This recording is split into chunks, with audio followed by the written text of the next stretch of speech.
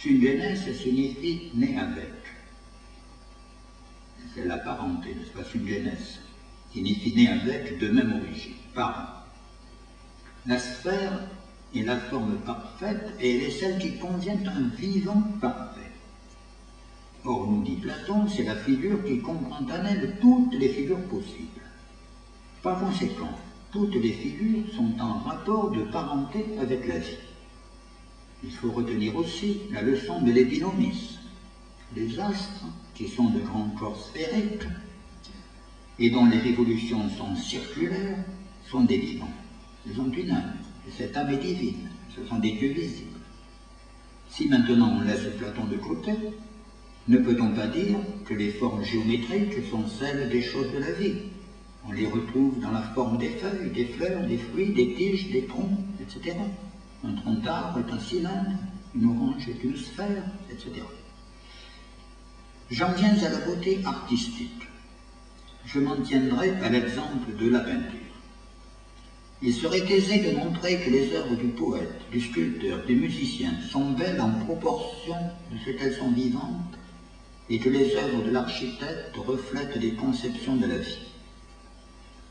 Soit donc à titre d'exemple l'étude de nu de Gauguin. Madame Gauguin n'a pas permis que vienne chez elle un modèle professionnel. Gauguin a peint Justine, sa bonne. Elle a été une belle fille, maintenant elle présente un corps boursouflé, une poitrine lourde. Mais elle est la femme en son état naturel. La vie, elle est abrupte. Assise sur un divan, elle raccommode sa chemise. Huysmans, romancier, mais qui s'intéresse à la peinture, célèbre ce qu'il appelle une note véhémente dans le réel. Quelle vérité, dit-il, dans toutes ces parties du corps, dans ce ventre un peu gros, dans les rides courant au-dessous de la gorge qui bâle. Ainsi, vérité, réalité, vie, ces trois notions vont ensemble. Il y a pour l'homme du commun, pour qui le verre est sur la table, ou pour le savant, pour qui la température de la pièce est 20 degrés, une réalité objective qui est la même pour tous. Il n'y a pas, pour le peintre, de réalité objective qui soit la même pour tous. Je dis que la beauté a une réalité objective. Je ne dis pas qu'elle est la même pour tous. L'art, disait Alfred de Vigny, est la vérité choisie. Pour un même sujet, il peut y avoir autant de vérité chez Monet, par exemple, que chez Cézanne, bien qu'il l'ait vu différemment. Mais de toute façon, ce qui s'exprime dans l'œuvre peinte est la vie, vie de la nature ou vie humaine.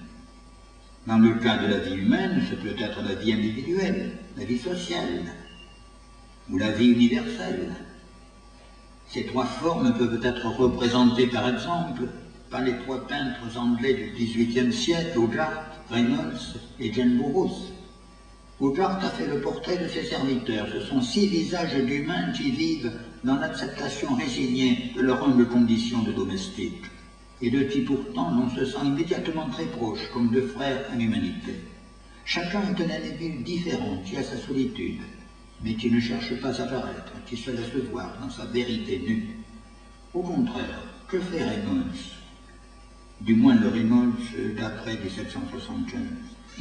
Il peint pour plaire, pour se conformer à l'idée que la société anglaise, du moins la société aristocratique, se fait d'elle-même. Le portraitiste, dit-il, doit prendre soin que son ouvrage obéisse aux opinions qu'il sait régenter le jugement du public. C'est l'époque où se modèle le type du gentleman, dont l'idéal est de réprimer toute expression excessive de sentiments personnels et profonds. Il aura, a-t-on dit, le visage de tout le monde, sauf le sien propre. Les portraits ne sont plus individualisés. Or, cela même traduit les exigences d'une certaine forme de vie sociale. Avec Jeanne Borousse, le visage perd aussi son individualité, surtout les visages de femmes. Mais non pas sous l'effet du conformisme mondain, mais sous l'effet de la poésie. Ce qu'il peint n'est pas l'âme de Mrs. Sheridan, Mrs. Robinson, Mrs. Graham. Ces dames ne sont que des prétextes pour nous donner accès à une sorte d'âme universelle qui est aussi bien celle de la nature que celle de la femme. Ce que l'on voit dans le regard de Miss Elizabeth Singleton est une sorte de rêve éternel. Des figures féminines, expression de la poésie et du rêve et peu individualisées, on les trouve aussi chez Sir Reynolds dans sa première manière, avant qu'il ne devienne le peintre des élégances. Mon propos aujourd'hui est celui de la beauté comme telle, non pas de la beauté artistique ou esthétique. Je me borne à indiquer comment mettre à l'épreuve mon idée générale dans le cas de la peinture, en tenant un titre d'exemple à l'art du portrait. J'en viens à la beauté mêlée et à la beauté marquée. Jusqu'ici, laissez de côté. Si l'on parle d'une belle montre, ce ne peut être qu'une montre utile à la vie, pour autant que l'on ne peut guère vivre sans de temps en temps regarder l'heure. Ce n'est pas une belle montre si elle ne marche pas, car en ce cas, ce n'est même pas une montre. Qu'est-ce qu'un beau cheval? C'est une coutume chez les rois étrangers, dit Horace, lorsqu'ils achètent des chevaux, de les examiner couverts, craignant que si le cheval a une belle apparence et des pieds faibles, l'acheteur ne se laisse séduire par une belle croupe, une tête fine, une fière encolure. Ainsi, lorsque la beauté est liée à l'utilité, on peut être induit en erreur si l'on s'en tient à des aspects partiels, une montre de belle apparence, le beau poil d'un cheval, la tête fine du cheval, etc. Reste en dernier lieu à mettre à l'épreuve, dans le cas de la beauté marquée, l'idée que ce qui fait la beauté de quoi que ce soit est la vie qui l'anime. Certes, il n'y a pas de critère de la beauté de l'homme ou de la femme, tant nous lui donnons des formes diverses, dit Montaigne. Il n'est pas possible de dire ce que doivent être la couleur de peau, le front, les yeux, les lèvres, les oreilles, le nez, la bouche, pour que le visage paraisse beau, aussi bien à un Français qu'à un Zoulou ou un Inuit. Tout choix que l'on ferait serait contredit par un autre. Il y a de telles divergences d'appréciation qu'un visage de Chinois qui paraîtra beau à un Chinois ne nous semblera pas beau à nous, Européens. Reste la question, à quoi tient qu'un visage paraisse beau, soit aux uns, soit aux autres, soit aux Chinois, soit aux Européens, etc. Je réponds à ce qu'il est vivant. Un visage froid, figé, fermé, apathique, ne peut guère nous donner l'impression de beauté, au contraire d'un visage ouvert et souriant. Mais des visages de Chinois qui nous semblent figés, impassibles, peuvent paraître vivants et animés à des Chinois qui verront de la beauté où nous ne la voyons pas. De belles formes, un beau teint, la juste proportion des éléments du visage ne suffisent pas à faire qu'un visage soit beau, s'y manque la vivacité et la vie. Il y a de la joie à vivre. Lorsque se manifeste le mieux l'épanouissement joyeux de la vie dans l'air heureux des visages et des gens, alors l'on est porté à parler à la fois de bonheur et de beauté. Voici ce qu'écrivait André Gide dans son retour de l'URSS. Les enfants, dans tous les campements de pionniers que j'ai vus, sont beaux, bien nourris, bien soignés, choyés même, joyeux. Leur regard est clair, confiant. Leurs rires sont sans malignité, sans malice. Cette même expression de bonheur épanoui, nous la retrouvons souvent chez les aînés, également beaux, vigoureux. Ainsi, joie, bonheur, beauté semblent aller de pair. Le jour de leur mariage, les jeunes couples vont chez le photographe.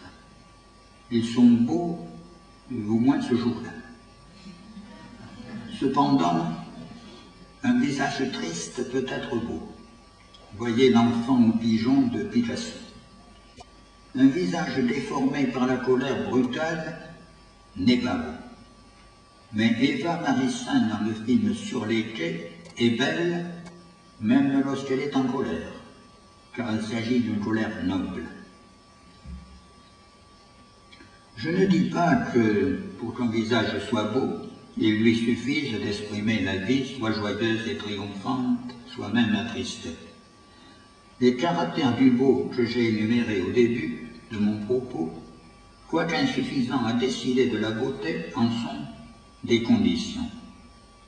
Mais il faut aussi cet autre caractère qui est l'expression de la vie, qui alors s'ajoute aux autres.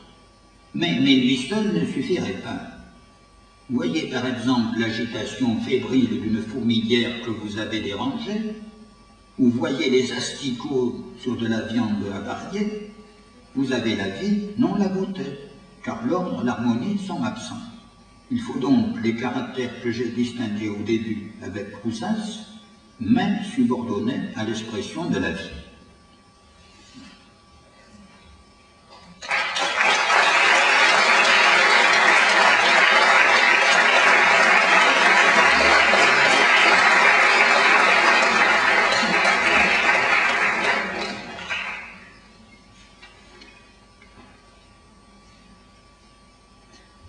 Cher professeur, permettez-moi de vous remercier au nom du public. Dans le banquet de Platon qui a été largement cité ces jours, Socrate dit ceci: « Les yeux de l'esprit ne commencent à être perçants que quand ceux du corps commencent à baisser. » Merci donc pour la clarté et la profondeur avec laquelle vous avez su mettre en évidence le caractère vivant de la beauté, et pour nous avoir ainsi donné à tous l'occasion de nous approcher un peu plus de cette beauté. Il y a joie à vivre, mais aussi à vous entendre. J'invite donc le public de la salle à profiter de votre présence pour vous adresser peut-être quelques questions au sujet de votre conférence.